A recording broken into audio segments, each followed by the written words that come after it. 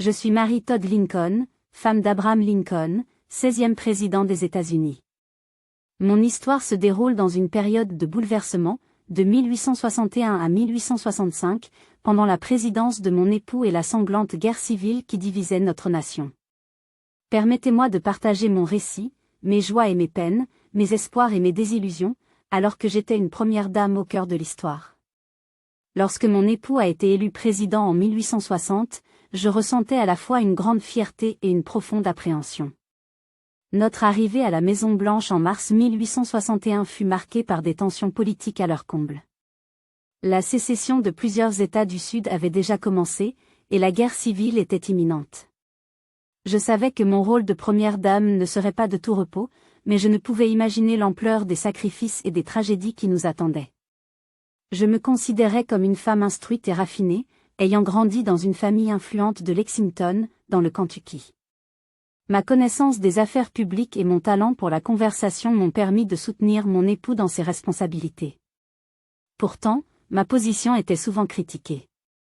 Étant originaire d'un État esclavagiste, j'étais perçue avec suspicion par de nombreux nordistes, tandis que les sudistes me considéraient comme une traîtresse. Je vivais en équilibre précaire, constamment sous le regard scrutateur du public. Durant ces années sombres, ma priorité était de créer une atmosphère de chaleur et de normalité pour Abraham et nos fils, Robert, Willie, Thad et Eddie, bien que ce dernier nous ait quittés avant même notre départ pour Washington. La Maison-Blanche était un lieu de décision crucial, mais également un refuge où je cherchais à maintenir une vie familiale malgré les conflits extérieurs. Malheureusement, la guerre n'épargna pas notre foyer. En 1862, la perte de notre cher Willie à l'âge de 11 ans fut un coup d'une douleur inimaginable. Son décès m'a plongé dans un deuil profond, alimentant les rumeurs sur ma santé mentale.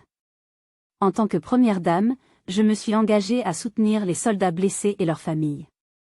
Je visitais les hôpitaux, offrant des mots de consolation et des soins aux hommes blessés au combat. Cette guerre était d'une brutalité inégalée, et je ressentais le poids de chaque vie perdue comme un rappel cruel de l'état déchiré de notre pays. Malgré les épreuves, je partageais l'idéal de mon époux, une nation unie et égalitaire. Sa détermination à abolir l'esclavage, concrétisée par la proclamation d'émancipation en 1863, était une cause que j'épousais avec ferveur. Mais les sacrifices nécessaires pour parvenir à cette vision étaient écrasantes. Lorsque la guerre toucha à sa fin en avril 1865, j'éprouvais un immense soulagement, pensant que les jours sombres étaient enfin derrière nous. Mais le destin avait d'autres plans. Le 14 avril 1865, alors que nous assistions à une représentation au Ford's Theatre, Abraham fut assassiné sous mes yeux. Ce moment tragique marqua la fin non seulement de sa vie, mais aussi de la mienne telle que je la connaissais. Mon cœur fut brisé, et je devins veuve dans un pays qui pleurait la perte de son leader.